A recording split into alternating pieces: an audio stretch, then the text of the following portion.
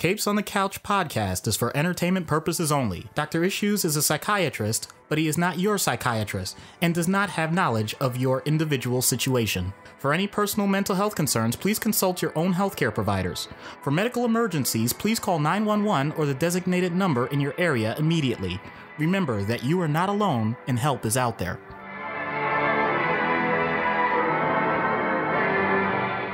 Hello and welcome to Capes on the Couch, where comics get counseling. I'm Anthony Sitko. And I'm Dr. Issues. This is issue number 46, and this is a special one. This is requested by our patron, longtime friend of the show, and a longtime friend of ours individually, Brian, who requested a special episode on the relationship between Charles Xavier and Max Eisenhardt / Eric Lenscher / Magnus / Magneto.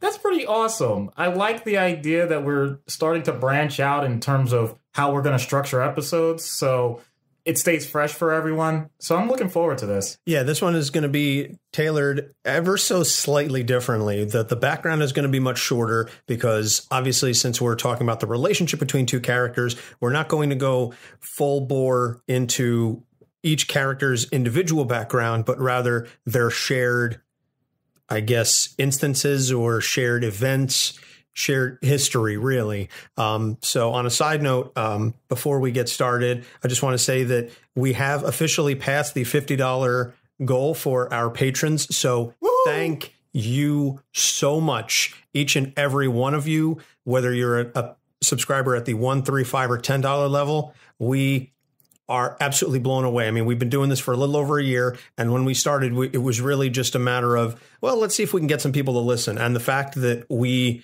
have so many folks who want to financially contribute to better this show means a great deal to us. So unfortunately, we're not live streaming this session because by the time we realized everything, it was a little late to put that together. But all of our future sessions will be live streamed.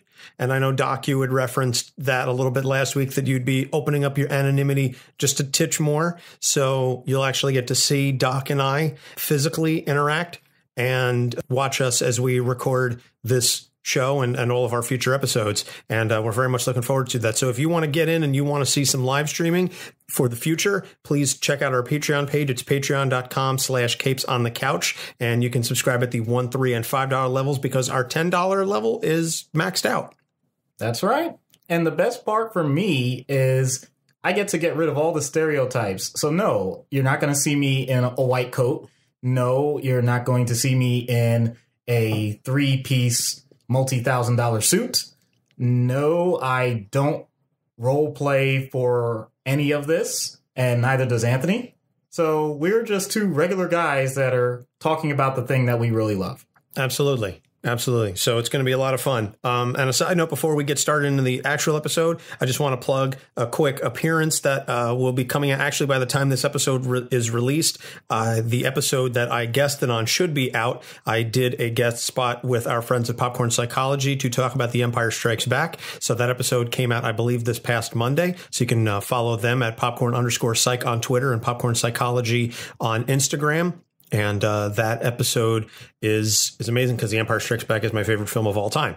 And then I'm also recording, actually tomorrow, I will be recording a guest spot for Into the Night, the Moon Knight themed podcast. That is a guest appearance that I'll be doing as part of their 100th episode. And we'll be interviewing a special guest star, but I'm not going to reveal any of that because since Ray hasn't said anything, I don't want to be the one to spoil the surprise, but I am very, very excited about being a part of the interview with this particular guest star. Ray reached out to me because he knew how much this guest star's work on Moon Knight meant to me personally. So he said, would you be interested in joining me for this interview that I'm doing with, spoiler alert, I am super, super geeked to be part of that. So check that out, Into the Night, KNIGHT. And Doc, anything else you want to add before we get started?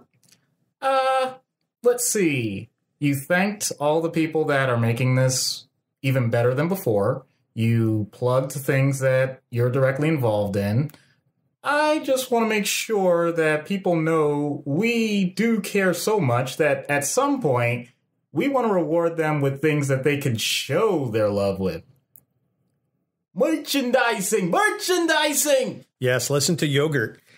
We will, now that we've reached the $50 goal on our Patreon, we will be next introducing some merchandise, swag, shirts, pins, stickers, magnets, cups. We're not exactly sure what form it's going to take, but we are going to slap that Capes on the Couch logo on stuff, and we are going to monetize it because, yeah, capitalism. But also to give you, our incredible fans and listeners and supporters, an opportunity to show how much you appreciate and love the show. And then that will give other folks an opportunity to say, hey, what is that? With this? Well, this is just my nifty Capes on the Couch mug. This shirt? Oh, this is a moisture wicking dry fit Capes on the Couch shirt. Oh, this sticker?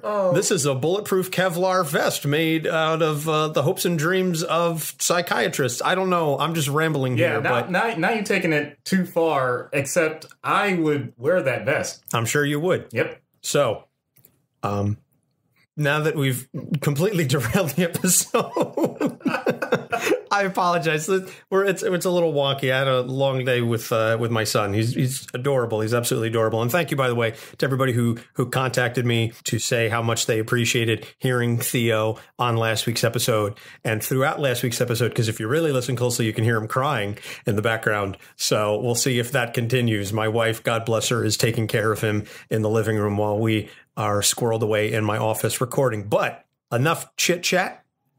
Oh, there he goes. There he goes. We can hear him. I don't know if you can hear him.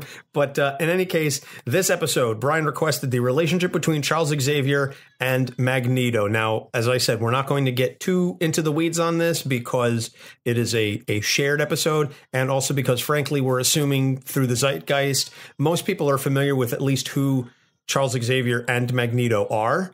So we're not going to get too into the weeds. But obviously, they were introduced as mortal enemies in X-Men #1, September 1963. Xavier was the head of the Xavier Institute for Gifted Youngsters, while Magneto was the mutant extremist who was trying to eradicate or subjugate mankind. And it was later revealed that they were actually old friends, and they used to work together to help Holocaust victims in Israel. And neither knew the other was a mutant initially, but then they learned of their powers and ended up parting ways because they realized that their views were incompatible with each other, because Xavier was of the mindset that humans and mutants could work together and live together in peace. And Magneto, being a Holocaust survivor, saw the horrors that mankind inflicted upon those that it deemed less than or unworthy or subhuman, and really did not feel the warm, fuzzy feelings.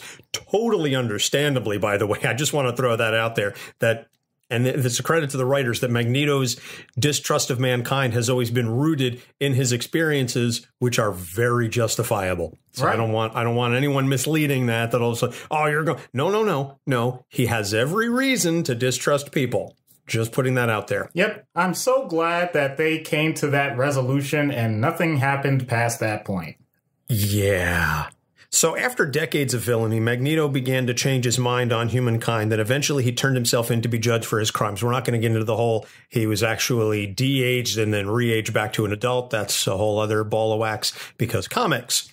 So a dying Xavier asked Magneto to watch over the school, which he does for a time. So Magneto ends up becoming the new headmaster of the school, and he is responsible for training the new mutants, which he does so in a very efficient and, I don't want to say cold, but sort of a distant fashion, because he's not Xavier. He's not there to teach the children how to become better people and he wants them to be ruthless, efficient. You are going to master your skills. You are going to learn, and you are not here to have fun. You are here to learn what I teach you. And if you don't get the lessons, I'm going to drill it in your head. So there's certainly a clash of styles from Charles Xavier to Magneto. Hey, we've all had different kinds of teachers, right? You know, some that have an incredible, rigid system that must be followed if you want the good grades, and others that are very go with the flow, almost friends with kids, and sometimes too friendly, but I'm not going to take that to a dark place. Anyway, point still stands. You can learn a lot from both types of education. You just have to recognize that in the moment, it may not be the best to challenge one or the other. Don't make the free spirit become more rigid just for you, and don't make the rigid militaristic person all of a sudden just let loose out of nowhere. Neither of those changes in the immediate moment are going to be beneficial. No, it doesn't really work out for the students. So Magneto eventually returns to his evil ways after the world refuses to accept his reformation.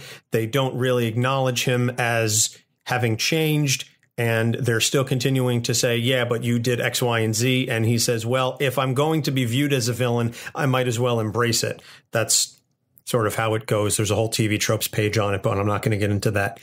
Since then, Magneto has continued to fight for domination over mankind, but he will ally with the X-Men if he feels that they're doing what is best for mutant kind. And that is something that has been fairly consistent throughout his history, that Magneto's primary concern is the survival of the mutant race, and he will do whatever he feels necessary to ensure that, even if it means the subjugation of mankind. It's almost as though I don't want to subjugate them, but they have all the power and we are homo superior, and therefore we should be in charge and take the power away from these lesser beings. Absolutely. And when it comes to forming those kinds of temporary alliances, it definitely falls under that old phrase, the enemy of my enemy is my friend. So kudos to him for sticking it out in the long run, despite what I think, if you objectively look at how he wants to control situations and how he puts people in certain categories, he's an incredible hypocrite, but we'll get into that. Yeah, so let's dive right into the issues. And the first thing, and I mentioned this in the beginning, Magneto's hatred and distrust of mankind stems from his suffering through the Holocaust. And would you classify this as PTSD? It potentially could be. He doesn't automatically have the types of reactions that would lead me to think he has active PTSD. He may have developed those soon after the things that he witnessed, but he's learned to temper them. I will say that the intense anger that he demonstrates over and over again about the circumstances that he has to deal with on a daily basis would qualify in that realm. But most importantly, I think, unfortunately, he took the wrong lessons from the circumstances. He actually has bought into a lot of the things that he, quote unquote, is fighting against. Doc, that sounds very convoluted. What on earth are you getting at? Well, the regime that was responsible for many of the atrocities of the Holocaust were doing this based on the theme that they were automatically in the right, that they were superior to those that they were subjugating, and therefore the end justified the means. Is that exactly different when you replace Aryan race with mutant? I'm leaving that open only because I don't have to answer it. Magneto does an excellent job by using the term homo superior. That is amazing. That puts everything in perspective immediately. And the fact that he wants to put that mindset into every person that he comes into contact with makes him incredibly dangerous. He's willing to say, I've suffered at the hands of others, but because I know better, I have no problem turning the tables and making those people suffer right back. And it doesn't matter what the timeline is. After all, the Holocaust was a while ago. I'm not saying that it needs to be forgotten. Oh my goodness, no, it's incredibly important to this day. And we never want to forget what humanity has done and what humanity is capable of. But at the same time, if you carry that forward without context, which he's willing to do on a regular basis, then it catches everyone off guard. It just looks to the outsider that you are simply a madman. You do not have any ability to look at current situations for what they are and find resolutions other than destroy what has been evil in the past even when the evil that you're trying to fight doesn't exist in that form anymore. So I know there may potentially be people that say there are still Nazis that exist. Of course there are. There's always going to be small subsections of people that are not acting in the best interest of society at large. Then challenge them, but challenge them directly. Don't apply it to society as a whole.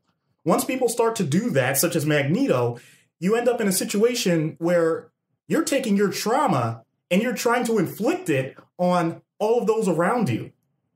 I can't see that being beneficial for anyone, period.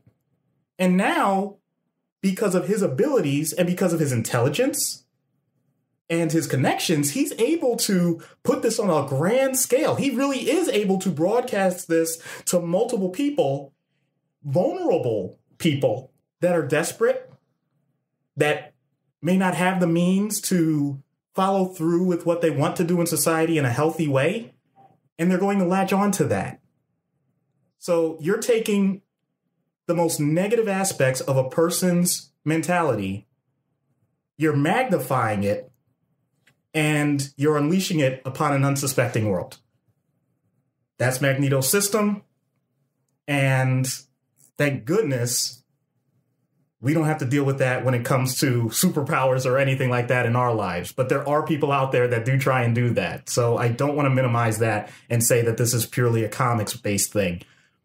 But if you have people that are individually in your lives that just look at the negatives of what have already happened to them and try to apply it to everything going forward, then yes, I would recommend you keep an eye out for it, because usually pain begets pain, suffering begets suffering. And if they're looking to inflict that on others, then you have to ask them what was inflicted on you and help them address it. All very valid points. And I think so much of that comes, so much of the anger and the animosity that we see in our world stems from internalized suffering that these folks are lashing out at anyone that they feel is unlike them or could potentially hurt them, because they can't conceptualize that this happened to them, but the cycle can end with them, that all they're focused on is their internal suffering rather than looking at the big picture, which is a selfish view to take. It is myopic. And I'm not saying that necessarily in a derogatory sense. I'm just pointing that out, that it is very short-sighted to say, well, I'm hurting, so therefore I have to hurt. It's the bigger person, and it's a more mature person, a more emotionally mature and emotionally evolved person that can say, I was hurt, but I don't have to hurt in return. You know, that's I forget when we were in high school, we learned about the various stages of emotional development. And that's one of the lower ones. Yep. Is I was hurt, so therefore I'm going to hurt. That's a child's mindset that, oh, you hurt me, I'm going to hurt you back, or I'm going to multiply that out tenfold. Yep. And unfortunately, there is no rule that says, if you want to talk about specific stages or just human experience and development in general, there is no law that says you have to progress to different stages. If you're there, you may be stuck there. Was it Maslow's hierarchy of needs? No. But you know what I'm talking about. Yes, Cole. Okay. Who? Was it Cole or Kohlberg? I always screw that up. I apologize. We'll look that up. We'll include it in the show notes. I apologize, people. Listen, this wasn't one of the things that we planned for. That just sort of came out organically. So flipping to Charles Xavier, then, Xavier's optimism that he is forever fighting for this grand unified notion that mankind and mutants can live in harmony, they can coexist peacefully, etc. Where does that come from? And I understand Charles growing up had, depending on the version of the story, he started off as a very privileged individual, but then he had a stepfather who was very abusive. And if you look in his relationship with his stepbrother, Juggernaut, stepbrother, I was going to say, it's his stepbrother, not his half brother, his stepbrother, the Juggernaut, they had a very abusive relationship. Charles did not exactly come from a sunny, rosy family life that one might assume would lead to, oh, well, everybody can get together and get along as long as everybody focuses on the big picture. So where does Charles's optimism stem from? Because that seems to be the biggest point of contention between him and Magneto. Neither one of them, I think, is necessarily arguing that mutants are not above mankind, but it's how they choose to interact with each other. Charles continually has the idea that we can get along if something, I don't know what that something is, but he always has that optimism. And I've never really been able to figure out exactly where it is that comes from. So, Doc, if you could speak about that for a little bit. There are two divergent paths that can lead to an optimistic mindset. It's not as binary as I'm going to make it sound. It's much more of a continuum, as many things are. But for simplification purposes, that's what I'm going to do. You hinted at the first way, which is your experiences in life have been very positive. You had the fortunate genetic lottery where you were born in the right time, right place, right resources, and therefore things are going your way. In addition to that, you continue to get those types of experiences. You did well in school, or you were highly talented in an area. You had good relationships with people, even that aren't your family directly, and things still went well. So it just becomes this cascade building upon itself of positive reinforcement, where all of your stimuli end up leading to great results. So in that sense, it's very simple to develop an optimistic attitude, because that's almost an emotional inertia. Things will continue the way they've always been. Problem with that is it's a glass cannon. If you know anything about any type of game or system where you have a fantastic system of delivering wonderful offense, but the second that anything comes by that penetrates your incredibly underdeveloped and basically horrible defense, it's all shattered. So you can look at everything all perfect and rosy and things are going to continue that way because you have that stimulus. But the second an actual negative event happens, things fall apart. And sometimes that can lead to all of the potential emotional responses you would expect. Depression, anger, violence, a total lack of self-worth, loss of daily functioning, etc., etc. Now, I'm being dramatic in describing this in such a short period of time. It can be over a longer period, of course, but that pathway is very fragile. What Xavier seems to demonstrate is the other path that I'm going to talk about, that is not dependent on the actual events that have happened to you, but the reaction that you've developed and the system that you've developed to respond to a stimulus, no matter what it is or what it causes. In other words, I could take someone like Xavier, the way he's developed this, and say, this is the worst possible situation we could be in. The world is a bad place. Many people are acting in the worst interest of others. They will continue to do so for the foreseeable future, and they will continue to act against you and your wishes, no matter what they be. Fine. I'm sorry, I know I'm supposed to say more about what the rebuttal is to that. It's not a rebuttal. It's an acceptance of that being the situation as it is. But the motivation is to do what's next. What is the way to progress? If it is to make something slightly less worse than it is, then that is the logical step. It's no different than the old saying, how do you eat an entire elephant? One bite at a time. Exactly. How do you run a marathon? One step at a time. There is no indication that things are going to automatically take the same path. You do have the opportunity to make incremental changes. And those incremental changes may be temporary, but that doesn't mean that they can't happen. And that doesn't mean that you can't take your personal incremental step at any point. You always have the opportunity to make one action, even if it's just simply an adjustment in mentality or an adjustment in process that will allow for a slight change to any situation. Once you accept that as a possibility, then even the worst scenario will not allow you to discontinue your process. It's a self-perpetuating machine, and it doesn't need the automatic reinforcement of positives. It simply needs reinforcement of the fact that you developed the process for yourself. I know that that gets into this existential question of, well, where does that come from? How do you develop that process? He clearly wasn't automatically born with that process. And I'll admit that. I'm willing to concede that. He must have learned it from somewhere. It's not naturally inherent automatically. He may have been predisposed to it based on people in his life, his family, other friends, even people that he considers to be, at least in the moment, an enemy. Working with someone as intelligent and driven and motivated as Magneto, even when he didn't know he was a mutant, can be a great example of that. You can't tell me he wasn't focused. Having someone in your family that despises you and ends up getting a magical item that gives him the power of a juggernaut, he may not be a person you want to meet in a dark alley, but doggone it, he was determined and he still continues to be so. Can't knock the hustle.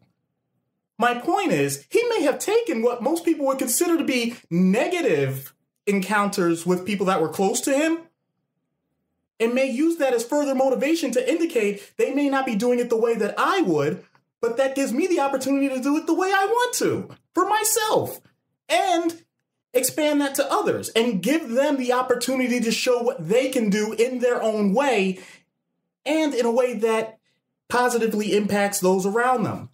Kind of pay it forward. And as long as you continue with that mindset, it's not dependent on whether or not people actually do that. It just leaves the possibility, almost in a Buddhist fashion, where you recognize that the state you're in is okay. It's fine to be in a miserable condition. It's fine to be in a situation where people are throwing hate at you, because you will continue with that next step and see where it leads you. It doesn't have to change the world all at once. It doesn't even have to change your world in the moment. But you give yourself the perpetual chance. If the world has gone to crap, then cultivate your garden. Or, more colloquially, life hands you lemons, make lemonade. Whichever way you want to look at that, I would prefer people be willing to accept the reality of how things are and make those gradual changes than to pretend that things are incredibly well no matter what, and the next thing that comes along that challenges that view makes it all fall apart. That is why I wear my bracelet that says it is what it is, because it's that very notion of reminding myself that whatever situation I'm in, whatever happens, I can't control that. All I can control is my reaction to that external stimuli, and I can still choose to have a positive reaction. Something horrible can happen to me, and it's about going with the flow and always being able to react, because ultimately, I mean, again, I don't want to get too existential, but all we can control in this life is our reaction to external stimuli. And I have chosen that I will always take the greatest, most possible positive step that I can in a situation. It's not 100% effective. I am not indicating whatsoever that it's perfect and that I always do the right thing all the time, but I try and I'm cognizant of it. And if I don't, at least for me personally, I will feel guilty. And then I will say, okay, next time this comes around, or can I fix it? Or what can I do next time to try better, to do better? If you know better, do better. And that's basically how I operate. And I also want to clarify the term optimism. The fact that you can look for a continued better outcome than what is currently present does not mean an absence of what we would consider to be strong negative emotions. Optimists still cry. Optimists still feel pain. Absolutely. Optimists still feel anger. Yep. It's not eliminating those things. I want to make that clear because sometimes when people hear the term optimism, they're thinking of someone who smiles constantly and they never seem to be down. A chronic grinner. Yeah. That's not what I'm... Everything is wonderful all the time. I am so happy.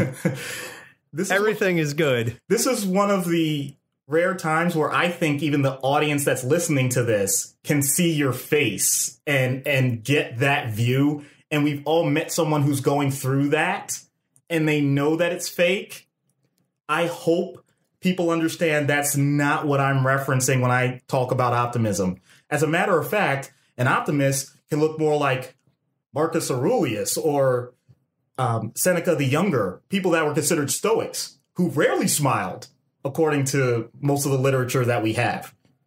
But they still were, quote unquote, optimists because their point is no matter what the situation is, do what you can for you and do what you can for the small parts that you might be able to control and continue from there however you need to adjust. So just to keep that in mind. Yeah, don't let perfection be the enemy of the good is I think, a nice summary of that. So now here's the next question that we have. Why is it that now Magneto and Charles, obviously, again, diametrically opposed, they have very different viewpoints, yet Magneto still continues to defend Charles, even though Charles stands opposed to him. It is never personal. And despite those strong idealistic opposing views, Magneto still feels a personal connection with Charles. And I find that to be endearing, and I find that to be refreshing. And it's interesting, though, to note that as negatively and as angry as Magneto can be, that he still holds a soft place in his heart for Charles. This one comes down to the human quote-unquote flaws that we all have. No matter how much Magneto wants things done in a utilitarian way for his own benefit, he likes having a friend. He doesn't want to be lonely. He wants to have the types of interactions that don't generate more anger or animosity, if possible. But he wants it on his terms and on his level. Clearly, his expectations are higher than most. Charles clearly meets most of those expectations. And from a psychological standpoint, I think it says plenty in terms of what his true priorities are, that if he had to make a list of the characteristics, almost like a blind date, what would he want in a confidant? Let's see. Okay. Looks at it doesn't matter. Must have mutant abilities. Okay, check. Must be incredibly powerful with those abilities. Okay, got it. Must clearly demonstrate a high level of intelligence. Okay, yeah, don't want to hang around with people with low IQ. Must want domination of all mankind. Somehow that doesn't quite make the list. When you think about it, why would he even have a conversation with him? He knows that if he says he wants to dominate mankind, he's going to automatically have Charles against him. And he doesn't care. I mean, he cares because that's part of his goals in the long run, but not his personal belonging. He still wants to maintain that relationship out of context with everything else. He's willing to keep that silo. He's making an exception to his own hard, fast rule. The problem with that is, if he could keep that absolutely hidden from everyone, he would. He just happened to pick someone like Charles, who also is a prominent figure. This is almost, I almost hesitate to use this, but it's the truth. It's sometimes what people do when they may have a certain lifestyle that they love. They're like in secret. Either they have some sort of fetish or they have some hobby that they don't want people to know about. And they will maintain one or two people who are also into that hobby and a few other things that they like, and they will be their ultimate partner, confidant, whatever.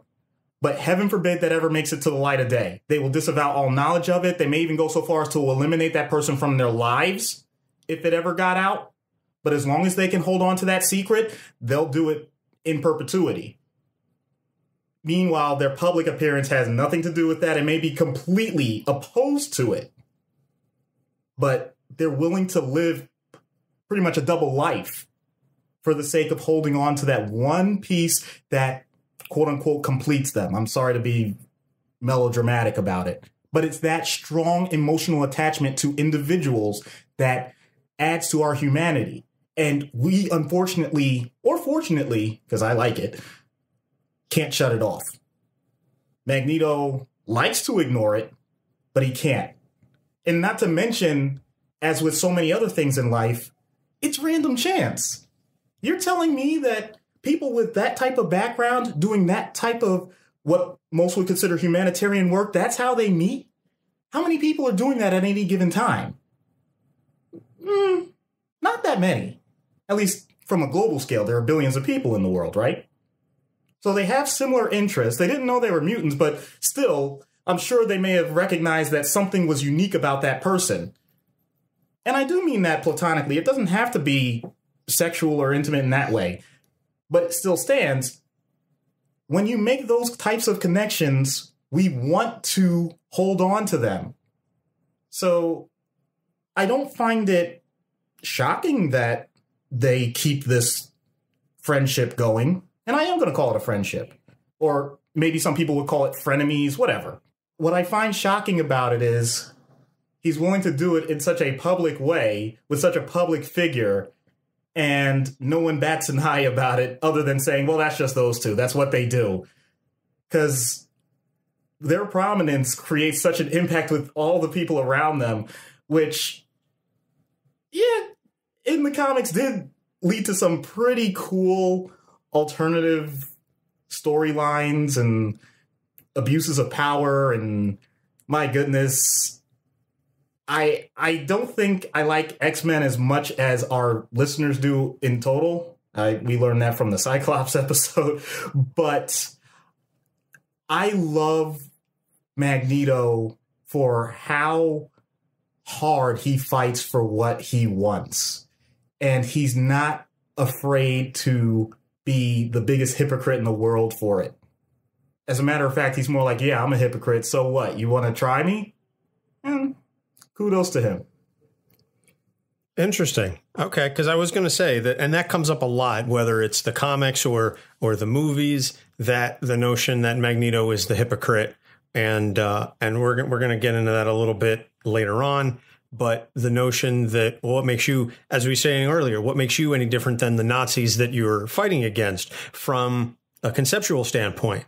So I think that's a very interesting thing. And the last thing that I want to mention, and this is not really necessarily relevant to their relationship per se, but it comes up a lot in the discussion around their relationship, that the dynamic between Charles and Magneto is often referred to the difference between Martin Luther King and Malcolm X, that Xavier is referred to as the Martin Luther King and Magneto is the Malcolm X of the group. And of course, I recognize my full privilege of saying this as a white man, that I'm speaking about two of the biggest African-American leaders of the civil rights movement of the 1960s. But from my perspective, and again, my perspective as a white man, I don't want to say chafed at that analogy, but I think, and I'm being very careful as to how I choose my words because of the subjects that I'm speaking about, particularly Dr. King. And I think both of them did amazing things for mankind. But Dr. King has been deified after the assassination. At the time, prior to his assassination, Martin Luther King was considered one of the most dangerous people in America. And if you read his, letters from the Birmingham jail and so on and so forth, yes, he publicly spoke about we need nonviolence, and he certainly was not advocating the violent protests, whereas Malcolm X tends to be publicly considered to be more militant. But the notion that Martin Luther King was a soft individual, I don't see that in reality at all. Certainly from a contemporary review of things, Martin Luther King was considered very dangerous. You had COINTELPRO, you had the FBI looking into him. You know, J. Edgar Hoover was very, very interested in what Martin Luther King was doing. So I think this notion that we say now, oh, well, Charles Xavier is like Martin Luther King, the peaceful, nonviolent, et cetera, and Magneto is the harsh, militant Malcolm X one. Malcolm X wasn't the bad guy of the two, and Dr. Martin Luther King Jr. was not the soft pacifist that I think that white people like to think that he is, because it helps the white narrative. I think that's why we have Dr. Martin Luther King Day. And again, I'm not, please do not misconstrue this. I'm not taking anything off of Dr. King. He was an amazing human being and he did wonderful things. My point is that white people have cleaned up the image of what Dr. King fought for, so much so that I would almost argue that it takes away the notion that he was still fighting for the equality. He still wanted very many of the same things that Malcolm X wanted. They may have spoken about it in a little different ways, but they both were very, very similar in what their ultimate end goal was. It's just Malcolm was willing to stand up and say, we will fight you if need be, because you're not going to give this to us. Whereas Martin Luther King said, well, let's try talking about it first. And therefore, white people said, well, your view doesn't challenge our supremacy nearly as much, so you're okay. Whereas Malcolm X is the evil militant. And I see so much of that happening with the Xavier and Magneto comparison. And I'm going to stop talking now and let you take over, because I see you sitting here and you're contemplating. And okay, white man is going to shut up now. First of all, I am not looking to put you in your place or anything when it comes to a white, black narrative of anything related to this. I just want to point out that the difference between how society views the Martin Luther King and Malcolm X comparison, along with Charles and Magneto, is Malcolm and Martin knew what people thought of them and used it as a platform. In the case of Charles and Magneto, I'm not so sure that they recognize they're on common ground and looking to expound upon it against those who have their own separate view. I think Magneto really is trying to crush that. He wants to have this opposition at all times. It makes it simpler for him. So what I'm trying to do right now is I'm trying to stay within the context of the characters themselves, mainly because this type of political and socio-cultural discussion goes way beyond you and me, or even the people that created these characters specifically, or the families or the people that actually knew the gentleman that we're speaking of in history, because we know that nobody is perfect. And we know, for example, that there were times before there was an official Martin Luther King Day that people talked about his adultery. And there were times that other aspects of what the Nation of Islam was doing was automatically foisted upon Malcolm X, and that someone like Muhammad Ali did not support someone like Malcolm X for going against Elijah Muhammad, when Malcolm X himself had pointed out that there were many inconsistencies with what they were doing. So I feel like there are just so many points that end up scattered in all of this that I can't even do a decent job summarizing it in a compare and contrast with these two things. Oh, I agree. We could definitely do an entire episode just on the comparison of that aspect alone. That is worthy of academic discussion. Right. But I will touch specifically on this. When you're willing to challenge the status quo in society and you're willing to be a public figure and speak out against what you consider to be an injustice, there are only really going to be two responses to it if you have any real influence, and that is acceptance or denial. What do you do with the acceptance? What do you do with the denial? I'm just going to go with each person, the two historical people and the two characters. Martin Luther King enjoyed the acceptance, embraced the acceptance, was willing to give positive and rousing speeches about the acceptance. He was willing to write about the denial, point out that he was willing to accept anyone that at some point that was in denial, be willing to change their mind at all times, never closed his doors off to them, but pointed out that he was disappointed. You hit it perfectly, I think, with Malcolm X in that although he acknowledged that there were people that accepted him, he would hope that 100% of Black America and also anyone of Islamic faith would be accepting of him. And that made him more comfortable in his own skin about the situation because he had some anxiety about some other things. I'm not going to get into that. Read that on your own for historical purposes.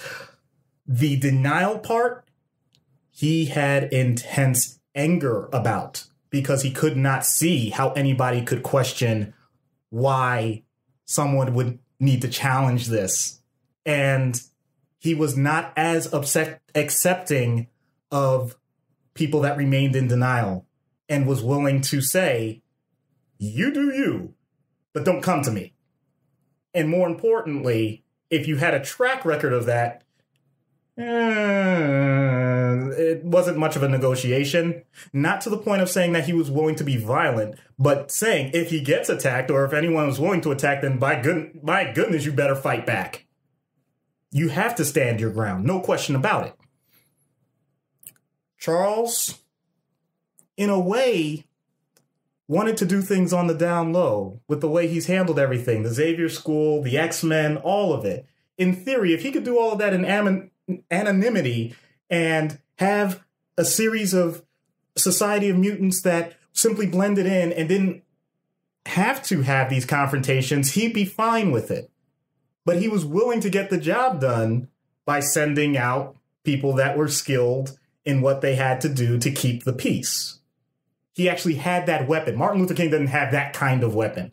His weapon was what we call conscientious objection, which people get wrong all the time, meaning, yes, you're going to have consequences. You're going to be put in jail. It doesn't mean that he wanted to be in jail. It meant I'm going to challenge the fact that this is a ridiculous law, and I'm willing to accept the consequences and have it shown to people so that they know just how ridiculous it is. So Charles doesn't go that route. There were no mutant sit-ins. So it's hard to really match that up from that standpoint. And when it came to deniers, there was a lot of similarities between him and King. He was always willing to discuss it. He was always looking for another way, but he had something, at least from a comic book standpoint, that nobody else had. He can literally change minds. Didn't abuse it, but always had it in his back pocket, and people knew it. So that automatically changes the whole system of power. Just something to consider, especially when he was in full cerebro mode, like has everything at his will. So just the fact that you have that almost creates a Cold War effect. Nothing in the world matches that, in my opinion. Then you get Magneto. He takes it to the extreme. If you are with him, oh my goodness, are you ever with him? You would have to make the conscious choice to be a fighter because that's what was expected of you. He didn't mince words about it. He wanted people to do that. So if you accepted that, great. You knew that coming in. It was meant to be antagonistic. So with deniers, well, that's clear. Eliminate them. That's the point. Or if they capitulate, well, let them be lesser human beings as long as they know it. But they're going to be down. They'll never get the same level. None of the other people that we're talking about thought of it that way. At least not from the evidence that I'm aware of. Not consistently. So he's in his own plane with that. Which you would think is exactly why he's the outlier. All of the other people that I mentioned, the characters and the historical figures, their point is we're all human. If we're not starting with the idea that we're all sentient beings that have a certain level of respect and expectation that we're going to be in this together, then it all falls apart. Magneto doesn't have that. That's where he really starts to veer off. The rest of them were dealing with that basic premise. He's not. So more power to you if you really want to continue with that type of analogy and whatnot. I'm just saying it falls apart at many levels. I tried to do my best to point out that there is a reason why that comparison is made. So I need to validate the point that it's fair to bring it up, but it's not the be all end all. And more importantly, I can't help it because this is too good an opportunity. Let me tell you what I wish I'd known when I was young and dreamed of glory. You have no control who lives, who dies, who tells your story. To the victor go the spoils. Thankfully, humanity, I feel, won when I'm able to sit across from you like this, despite my appearance, and have no repercussions negative about that. I think that's wonderful. And because we won, we want to put the best story forward. I can't knock people for doing that. But thankfully, there are plenty of people that are willing to forgive, but based on the atrocities in many different parts of humanity, let's be honest, we'll never forget. Wow. Very powerful stuff. I did not see that coming, but I'm incredibly grateful that we were able to have this discussion. And that's what I love about this show is we get moments like that where we can have these discussions, and that is the beauty of comic books. And also that's another reason why we love doing this podcast, is because we can have these deep, hard-hitting, philosophical human moments while talking about something as potentially basic and simplistic as comic books. But it's never just comic books. There's usually a deeper meaning behind it, and it gives rise to discussions like this. So thank you very much, Doc, for that. We're going to take a short break because we're going to start doing ad fills in our episode. So we're going to take a quick break, and then when we come back, we're going to discuss treatment. Hey, Ray. Yes, Connor? What's black and white and red all over? A newspaper? Not even close. Sunburnt zebra? What are you doing, Ray? Not even close.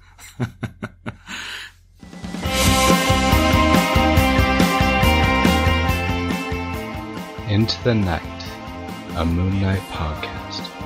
A weekly podcast coming to you from the High Priest of Khonshu. Available on all good podcast catchers.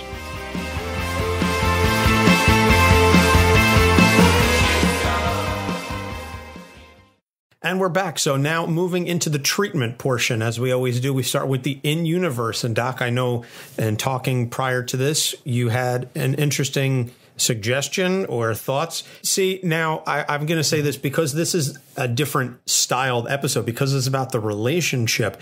I don't know what the treatment would be other than just having them hash it out. But by the nature of the difference of their viewpoints, I'm not really sure where you could find compromise. Okay. So in any case, I'll leave this up to you to talk about it.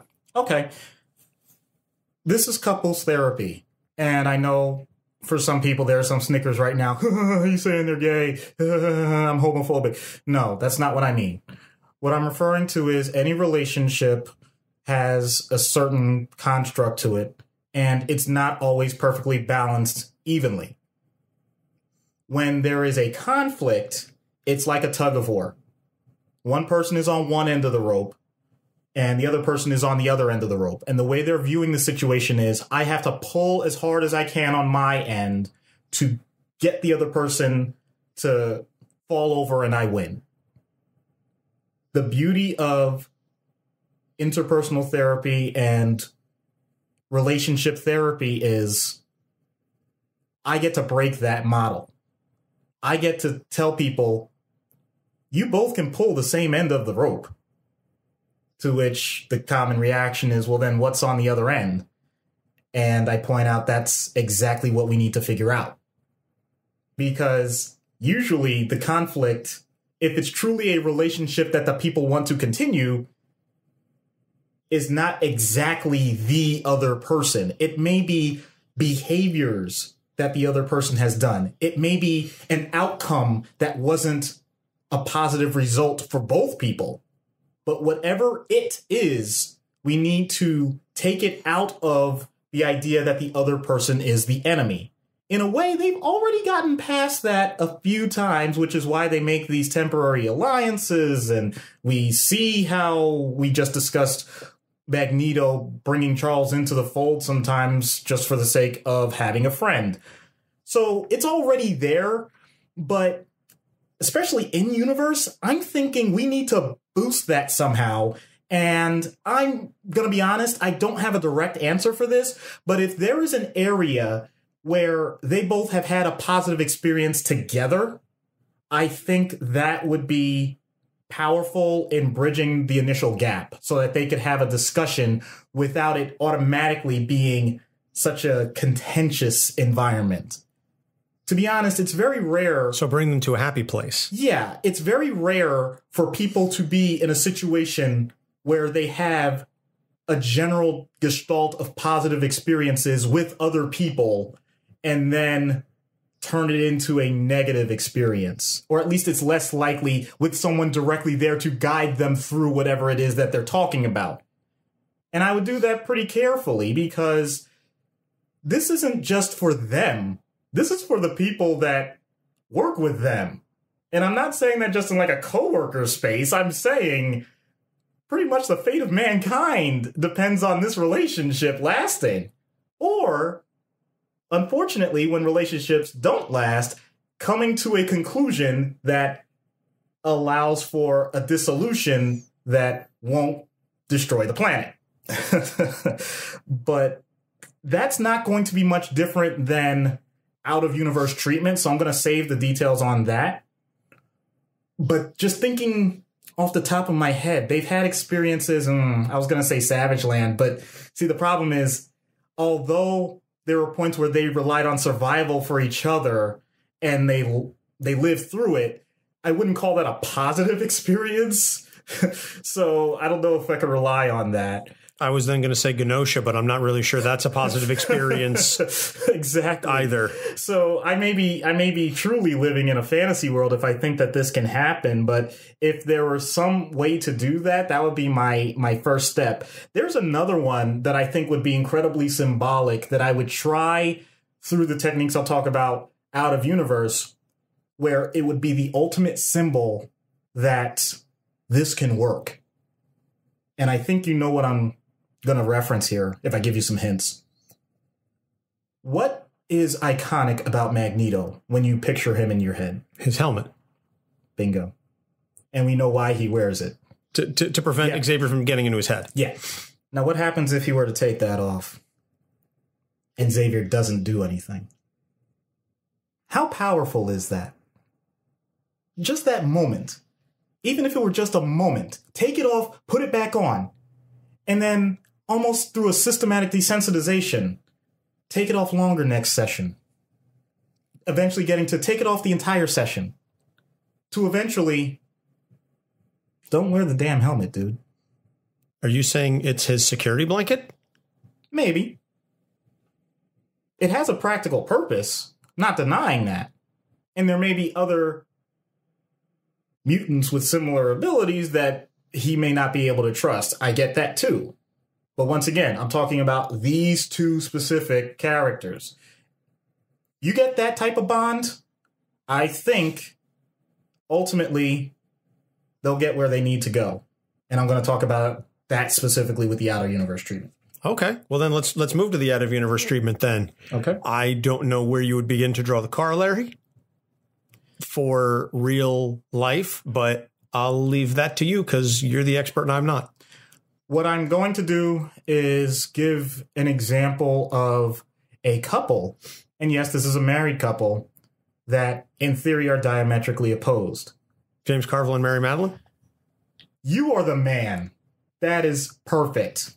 That's exactly what I was thinking about.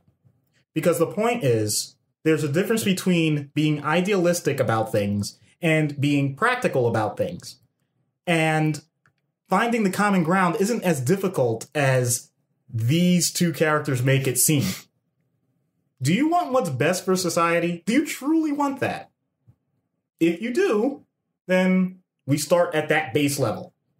From there, you just keep building one small point at a time, and careful to avoid the glass cannon that I mentioned earlier about building optimism. But the point is, you want to rack up some of those real cheap wins. So in other words, okay, we've established you want a positive for society. Do you want more people to be in a better place than they are today? Great.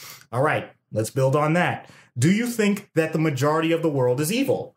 That might actually be a big disparaging point for these two if we're talking about out of universe. But I don't think most people, if they're in a positive space with their relationship, really think that way. If they do, then we may have to cut things off because that person is going to need a little more individual therapy before even jumping into a interpersonal session. But if we can get past that hurdle, then the next hurdle is there anything right now between you two that is different about your current goals?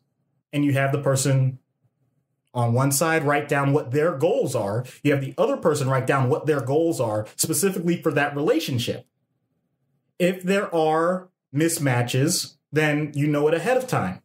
And then the question becomes, this is an opportunity. It's an opportunity for this relationship to grow, or it's an opportunity for this relationship to reach its maturity and find alternative paths. Always leave the door open for the idea that they may not come to a resolution together, because that's just the reality of life. But if they continue to point out that they want to have a relationship together and be positive about it as friends, then you continue to have that optimism that we mentioned before. Not because things are great, but because you can always take the next step. An example would be, let's say, it could be as mundane as, well, they don't do chores the way I want them to. Okay. Is that a matter of the power related to the chores? Is that a matter of personal responsibility? Is that a matter of objectively things are not done and someone needs to do them? Whatever it is. Yeah, are they doing the chores first? That you build from that. Right. I would think anyway, at least No, as a married man, I would think, are they doing the chores? Because if that's the case, then it's just a matter of tweaking. If they're not even doing the chores or they don't want to or whatever, then you delve deeper. Right. Exactly. So it's just taking one base point at a time. And it's not a matter of, I realize I'm saying points, but you're not keeping score. I know we've mentioned this in other episodes, but it's not a scorecard. It's simply, these are things that need to be addressed together. And how do we do it? What is the next practical thing? With the expectation that there is going to be a slight change within, let's say, if we're doing this weekly, what's the one thing that you want change next week for both of you? If, let's say, I'll even make it lopsided. Let's say it's clear this one person is just not doing anything. This one person is doing everything. Then what is the one change that you want to see this person do?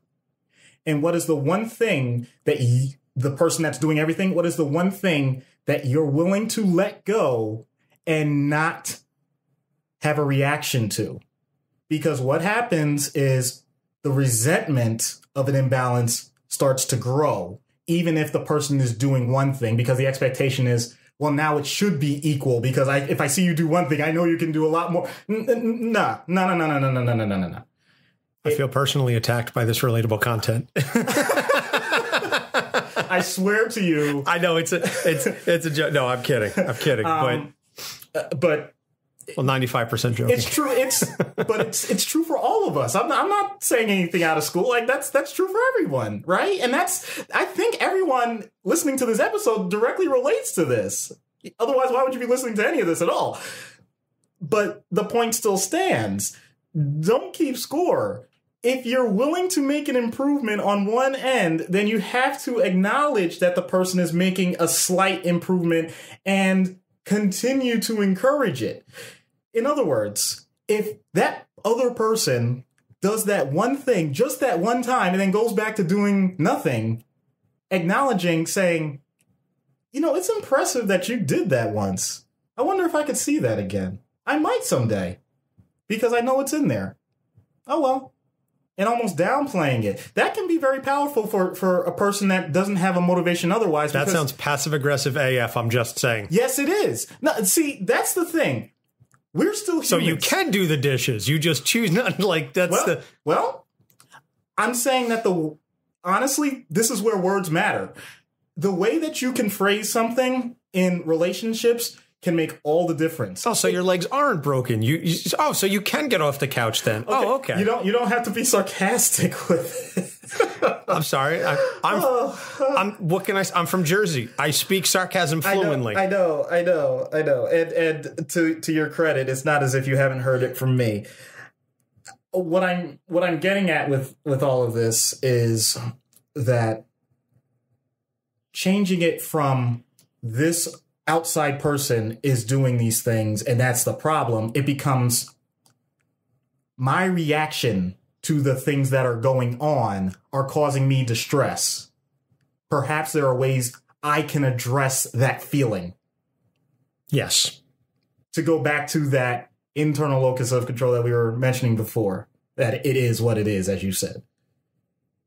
Turning it that way allows for a lot more growth than just simply keeping the scorecard. You do this, you do this. Anybody can be a referee about that. That's not what therapy is. Therapy is letting the people themselves be their own referees. And you are giving the critique of how they're able to navigate everything. In other words, they're still the drivers. You might be the tour guide that's over their shoulder, pointing out that there are some interesting places that they still need to go. Yeah. All right. Well, we're going to see how all this works because we're going to get Charles Xavier and Magneto in group therapy on Dr. Issues' couch. Oh, no. Hello, gentlemen. I'm Dr. Issues. Hello, Dr. Issues. Thank you so much for agreeing to meet with us. This entire meeting is a farce. I'm sorry you feel that way, Mr. Lencher. My name is Magneto, and if you value your life, human, you would do well to remember that. Eric, please. He means well. I suppose you've read his mind, so you speak of his intentions as though you already know them. I have not read his mind, although I obviously can. He is a being with free will who poses no immediate threat, so I have not invaded his privacy. Oh, thank you, Professor. I appreciate that. You appreciate it because if he did, he'd discover your hidden mistrust, if not hatred, of mutants. Might I remind you that he has worked with several mutants before us with no incidents. Scott, Logan, Jamie, even David. He can be trusted. I will not object further, but that does not equate with trust. I can work with that. So let's get right to the point. You two have a long storied history together. You've often been on diametrically opposed sides of an issue, yet you're here willing to hash things out. I commend you both for this. So my first question to you is, why, in spite of all that history, are you still fighting to preserve this relationship? I ask this question without judgment. I'm really trying to know you better and get to the root of the situation. Charles continues to fight because he thinks he can persuade me that mankind isn't a threat to mutants. His eternal optimism has been disproved repeatedly, yet he clings to it like a drowning man to a life raft. Humans have demonstrated time and again they can take a better path, if only they are shown one. You've seen it yourself, old friend. We've worked with humans countless times. Always in furtherance of the mutant agenda. Everything I do is for the benefit of mutants everywhere. If I may, I think this is a good opportunity to clear some things up. You seem to have different ideas about what that agenda entails. Magneto, you seem to have a hardline opinion of the agenda, while Charles is a bit more fluid. I think that nature alone is creating conflict. Eric refuses to acknowledge that his insistence on a fight is a self-serving prophecy. He always gets a battle because he can't stop seeking one. He's so short-sighted he's missing the forest for the trees. And Charles is so blinded by his need for harmony that he can't see when someone is going to betray him. For all his ability to read minds, he is horrible at reading humanity.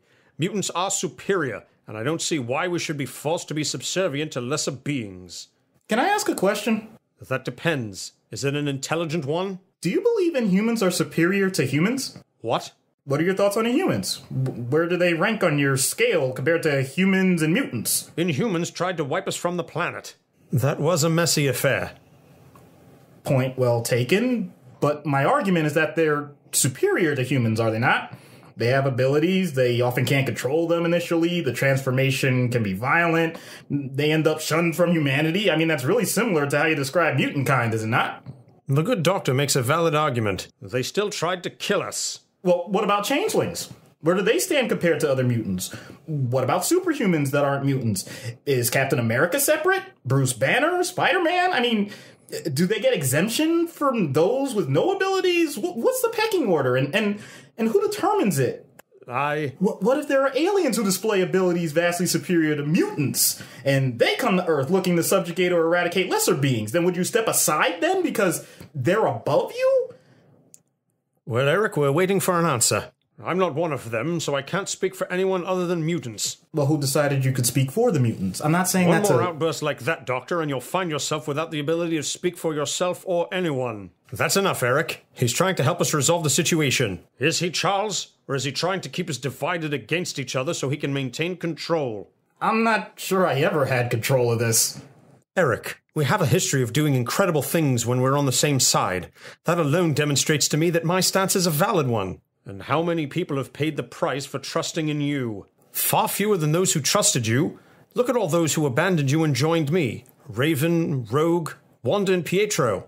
Because you persuaded them, you toyed with their minds. That is a false accusation and you know it. You've never known me to meddle in the minds of others without permission or urgent cause. And defeating me doesn't constitute a sufficient emergency to bend your precious rules? A victory by that measure is no victory at all. You're a fool. If I might... Not silence. Eric, please. At the end of the day, the survival of the planet depends on all of its creatures thriving. The best way to accomplish this is through working with the humans. Fighting them does nothing but prove all your stated fears they have correct. You've become the very thing you oppose. And suppose they turn against us. You've never known the horrors mankind can inflict. I carry the scars with me every waking moment. I thought Nazis were long ago extinguished. Yet I turn on the news and see them flourishing. You ask me to show compassion and restraint? The fact that there are still Nazis on this planet demonstrates far more control on my behalf than they deserve. I don't claim to say every human is a fine representation of their species, but we can't judge a species by its worst example. Instead, we should focus on their best examples of what they should aspire to become. Can you tell me that Captain America should be treated no better than those Nazis you speak of? There is only one Captain America. There have been thousands of Nazis. Technically, there have been several Captains America. But my point is, we shouldn't fight them on what they are. We can show them how to become better. Be the example that they need.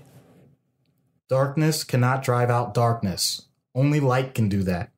Hate cannot drive out hate. Only love can do that. Martin Luther King.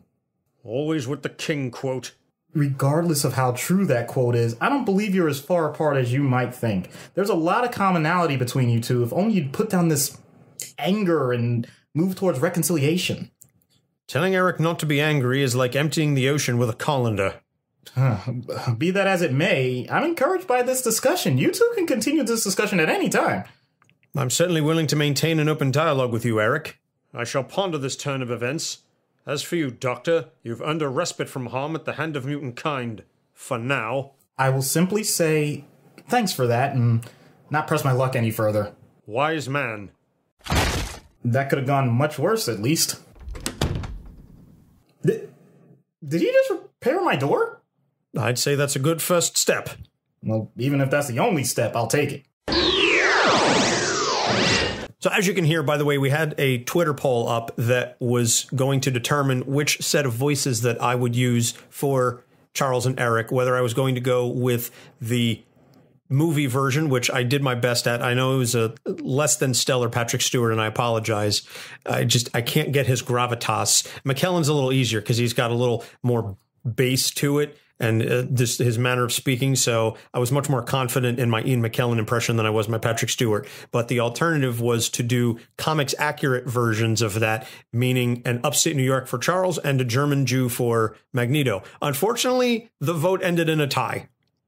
I kid you not. It ended in a dead tie. So womp womp. We opted to go with the movie version. If we ever revisit this, and there's still plenty of material that we can use to revisit this, perhaps the next time I'll go with a more comics accurate version. Fair enough. So that's going to do it for this episode. Next episode, thanks to our patrons Ariel and Ruby, we are going to be covering Lex Luthor, and then the episode after that, Kilgrave.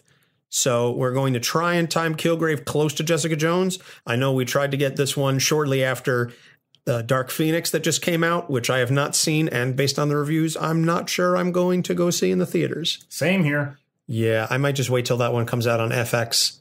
Yeah, and I just might not ever see it. The completionist in me has to see it, but yeah, I don't have that problem. Yeah, God bless you. It's a blessing and a curse.